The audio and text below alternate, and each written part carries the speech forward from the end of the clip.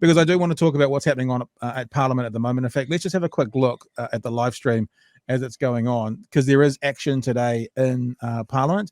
The police have been in and around, and I gather they moved in at 3:30 this morning to do some more clearing. It seems like what they're doing is each day they're making an incremental increase in where they're going. So arrests made today in Parliament, 20 from this morning. This is from this morning. Some things have been going down, like the protesters. It talked about a white substance being thrown. I think it was just a fire extinguisher. Yeah. You can have a look at the footage here. Should it want to play for me? We don't really need the audio, do we? So this is they were using a ping pong table. So be a protester, get a ping pong table, and then they attacked the police. And the police used pepper spray for the first time today, I think, to disperse some of the people. I think today they're really going to try and push them out, like to move in this sort of strength and to use the force that they've been kind of hesitant to use up until now. I think this feels like a one and done. We want to get this over with today, sort of thing. See if they can do it. Here's the I don't want to be too dramatic. Say if you check on the police, but there you go. It looks like a fire extinguisher. Oh yeah, that's a fire extinguisher. Yeah, it talks about a white powder, but it's I really don't want to, and we are going to hopefully at the end of the hour get to a little bit about the media conversation around what's going on at the moment, especially to do with what the media is saying about the protests and the supply chain and all that kind of stuff. But let's be honest and let's call. And look, I have to actually say this. I think in mass, the media has been pretty responsible.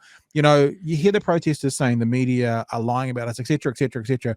That day that car drove close to driving through the police, it was perfectly valid to have a headline, vehicle drives into police. One news started that night, and Simon Dallow said, they literally used the phrase driving towards the police. They didn't use a phrase which still would have been accurate, but would have been more inflammatory. So I actually think in mass at the moment, the general vibe of the media is they're doing pretty well with their coverage of this and not overemphasizing it. But I still want to make sure. So it says spray extinguisher there, but there was another one that talked about being a white powder thrown at them.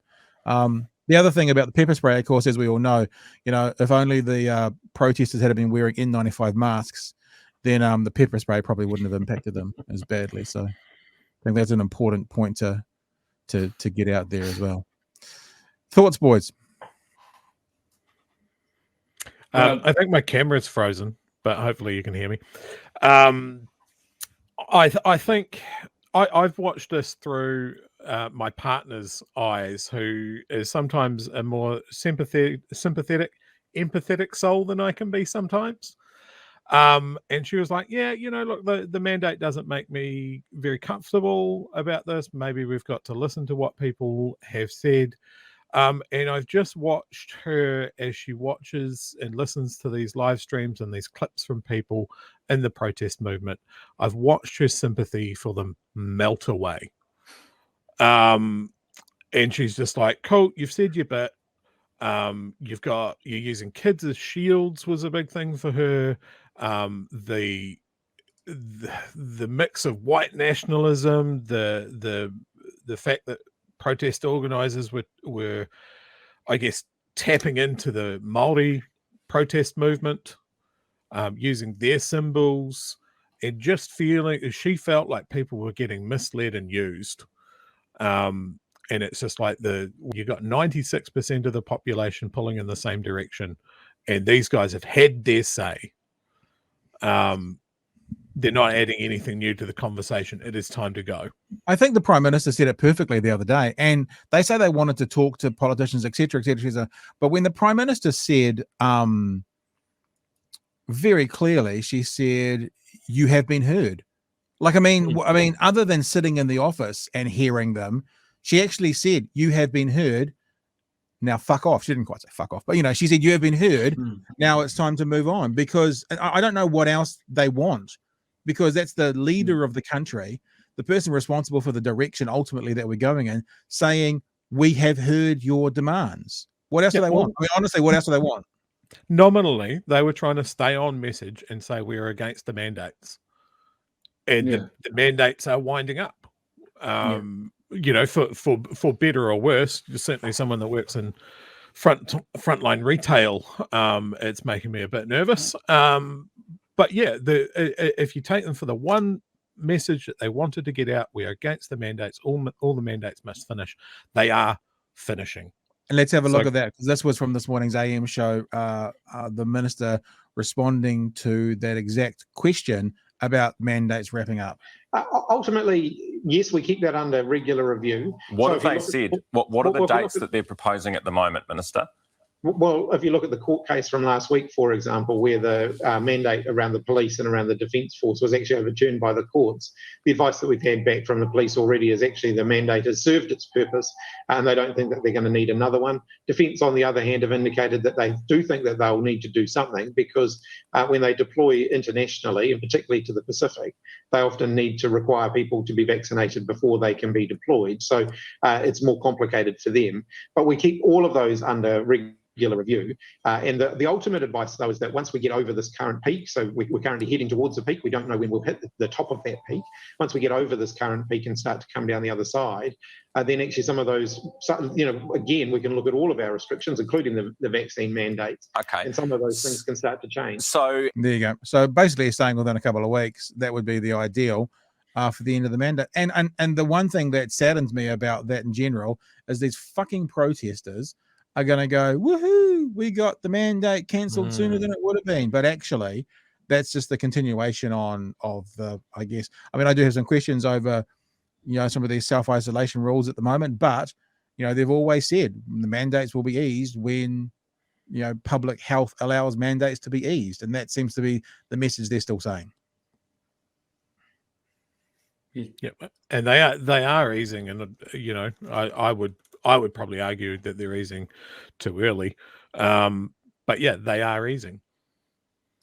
Yeah, no, it's as someone who's going to be on campus teaching students and that sort of thing, I'm actually quite scared, really. I mean, the students, they get a bad rap. It does seem like they're taking it seriously. A lot of my students are in isolation. I'm getting varying sort of stories about that, though. About how many are taking it seriously. But yeah, I'm terrified with the mandates easing. I mean, people losing their jobs. I think we should always be a bit wary of this. And this is when I had sympathy for people, right? Is people losing their livelihoods. As for the protesters thinking this is a victory, I think they'll probably find something else to get up in arms about, right? Whether it's lizard people or whether it's something more serious, we'll have to wait and see. And whether that involves continued occupation, I think it would. The mandates easing, I mean, yeah, the more serious kind of quarters of these protests have been about mandates, and I am actually kind of sympathetic to some of that. But for the most part, I think they'll probably find, for the most part, it was about vaccines, or it was about fake news, or it was about some weird, mix of contradictory things. I think we've been saying that all week here. It's like you scratch a anti-mandate protester deep enough, you come to lizard people. I mean, eventually you get to, if you keep asking why do you believe that? Why do you believe that? Why do you believe that? Oh, because Jacinda Ardern is a lizard person. I'm exaggerating or slightly. Communist. Yeah, war communist. Well, communism. I'm exaggerating. I'm exaggerating, obviously, for effect. But what I'm saying is, you get to a conspiracy theory at the bottom of the chain of command if you keep delving into why. Or the other thing, I guess, being fair, not that this sounds fair, or you get to nothing. In other words, they have nothing. You scratch 2 or 3 times and they have nothing. They have no reason, because they've read it on Facebook or heard Uncle Jimmy say it or something. I think you're looking at basically a grab bag of disaffected, angry people. And I think some of the reasons that they're disaffected and angry may very well be valid. There's always going to have people that are unhappy with their lot or the way that they're treated, and I don't want to take away from that. Because it doesn't take much before you're in that position at times. Yeah, there's that really famous poem. There was no one left to fight for me. they're a very famous poem. So look, and I get that too. And I think we've also said from the beginning of this, this big 3-day run we've done so far, is that actually the protests on the grounds haven't been my major concern. It's more about the blocking of the streets. And, if you look at a lot of protest, be it early days in Bastion Point or Imato, I'm not very good at pronouncing that word, in Mangere recently, people stay on the ground. They protest in the area for a long time. And I think these protesters should be treated the same as those protesters. But there are other things added to this, which have made it different, including Camp COVID, including children in that site right now having COVID, and parents, we've played the video going, they've got radiation poisoning. That is a different level altogether. Yeah, I've got a bunch of friends that live in central Wellington, and they've been putting up with this for near a month. And whatever the public face that these guys are putting on has not been their reality on the ground. They've seen people spitting on crossing signals. They've had people yell abuse at them. They've had people licking their fingers and touching things in shops. People ripping off masks. These are real things, and it's like people in the movement are going, well, the media is painting us in a real bad light, and I just want to go, nah, you're being judged on your actions. You're being judged. The problem is you haven't got the public behind you, because we're hearing the things that you're saying. You're saying them in front of a camera. You're saying them on a live stream. That's not the media telling lies. That's you telling us how it is. Can I say this as well? I mean, I've been talking recently to my kids about looking after themselves. For a long time, this Team of 5 Million vibe has been out there, yeah? And this idea of we want to look after our neighbors and our friends out. I've actually switched that because we now know that the vaccine is effective in protecting the worst case scenario effects from COVID, and you are definitely less likely to catch COVID. But because the vaccine now seems to have evolved a little bit into looking after yourself, and that you are less likely of being hospitalized if you have it, less likely, that feels like the vaccine has become more about me rather than spreading it to you a little bit. So I've now said to my kids, like when I'm out, I wear a mask like this, which is a P2 mask. It's incredibly secure to me. It's not as secure to the other people like the N95. That's because there were no N95s. But I'm like, you know what? I'm at a point now after 2 and a bit years, I'm looking after me. I want my kids to look after them. And if everyone took that attitude, this would be fine. But I have to say, the spitting on things, since the first lockdown, I've got a little wallet, and I don't have it on me. There's got a little ring thing on it. You put your ring through it and hold your wallet. Since the first lockdown 2 years ago, I haven't touched a PIN number. Like when I've done FPOS or whatever, I haven't touched a PIN number. I've used the corner of my card, or I've used the ring thing of my wallet, but with my hands, I haven't touched a PIN number. I very rarely touch things. And when I find myself doing doors and stuff, I'm often like this. And it's becoming, and you know what? I don't think I'm going to stop doing that now, whether it's for the rest of my life or the next 10 years. It's been a wake up call as well. And when I hear stories like that, Chewie, I go, fucking, I'm glad I've had my wake up call. I mean, and the job that I work in, I've always worked in retail and that sort of thing, but I'm in a new job where I deal with a lot of older and I guess vulnerable people have really put a spotlight on why I got vaccinated. But there is a point where you go, hey, look, we're year 2 of this pandemic. The messaging's been consistent. What we need to do, you need to cover your mouth if you can. Good hygiene is important.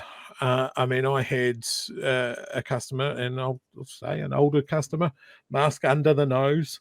Hey, if you can pop that up, please, that'd be great. Oh, it just keeps slipping down. I was like, that's cool. Just put it back up.